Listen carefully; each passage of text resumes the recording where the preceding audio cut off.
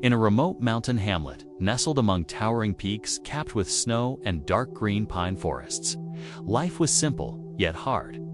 The hamlet was a cluster of small wooden homes, smoke curling from stone chimneys, and narrow paths winding through rocky soil.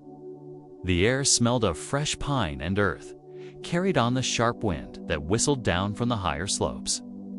In this close-knit village lived a boy named Tenzing. He was 12 years old, with curious eyes that reflected the crystal-clear rivers rushing through the valley, and a heart as open as the sky above. Tenzing grew up, learning from the land and the villagers, who depended on each other like the intertwined roots of the ancient trees around them. One crisp morning, Tenzing was given responsibility in his family's small herd of goats. The herd was a precious resource. Their milk and cheese were vital for their winter food stores and trade with neighboring villages.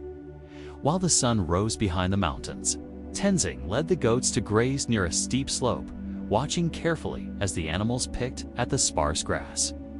But as day turned to afternoon, Tenzing became distracted by the call of a group of children playing near the river.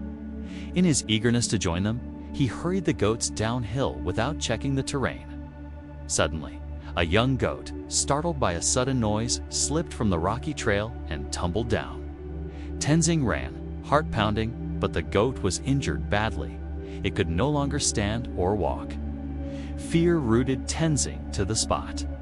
He knew what would happen if the elders found out. The herd was already small. Losing an animal was a serious loss for the family. At dusk, when the village gathered for the evening meal around the fire, Tenzing's mind raced. He wanted to hide what had happened or find a way to tell a different story. But his grandfather, a wise man with deep lines on his face and eyes full of quiet strength, noticed Tenzing's troubled silence. "Speak, boy," his grandfather said gently. "What weighs on your heart this night?" Tenzing hesitated, then told the truth. Every detail laid bare the distraction, the moment of carelessness, the injury to the young goat. The village grew silent, the crackling fire seeming louder in the stillness. His grandfather nodded slowly and spoke. "Honesty is a mountain you climb every day, Tenzing. It can be steep and hard, but the view at the top is worth every step." He stood and continued. "You made a mistake, yes, but running from it would only make the path darker. Truth has a way of shining light, even in the deepest shadows." The village elders, though disappointed, respected Tenzing's courage to admit the fault. They helped tend the injured goat and found ways to care for it, ensuring the boy and the animal would recover together. From that day on, Tenzing lived his life guided by that lesson. Honesty wasn't just about telling the truth in big moments, but in every small act, admitting when you forgot to fetch firewood, confessing when a basket broke, or owning up to accidentally dropping a fresh catch into the river. Slowly, he gained the trust of his fellow villagers, who knew that what Tenzing said would be true, even if it wasn't easy to hear.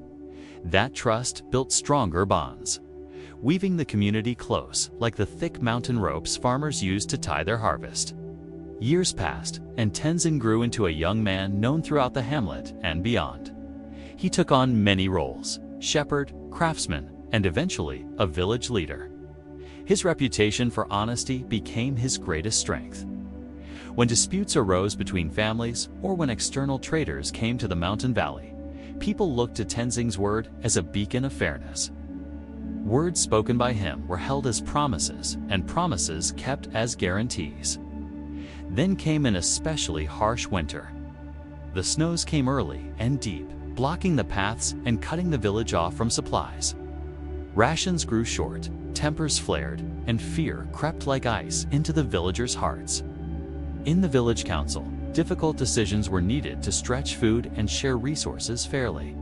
Some suggested hiding supplies or bending the rules for personal gain. But Tenzing stood firm. "Truth must guide our actions now," he said with quiet resolve. "If we start lying or cheating, we lose more than food, we lose each other." He reminded the village of that first night he confessed to the mistake with the goat, how honesty had brought healing, not harm. Inspired, the villagers banded together, sharing what little they had honestly and openly. They checked on neighbors and pooled resources, trusting each other fully. Because of this trust, no one went hungry, and the village endured the winter harder but together. When the thaw came, the outside world heard of the mountain hamlet that survived the worst snowstorm in decades. Not by hoarding or deceit, but through truth and community. In time, Tenzing passed down the lesson to his children and grandchildren. Honesty is not just a word, he would say by the fireside, but a bridge, strong and steady, that connects us to each other and to a future worth living. And just as the river carved its way through stone, slowly but surely, honesty shaped the lives in that high valley, making them resilient, bright, and united. Honesty may seem difficult in moments of fear or challenge, but it is the foundation of trust and strength in any community.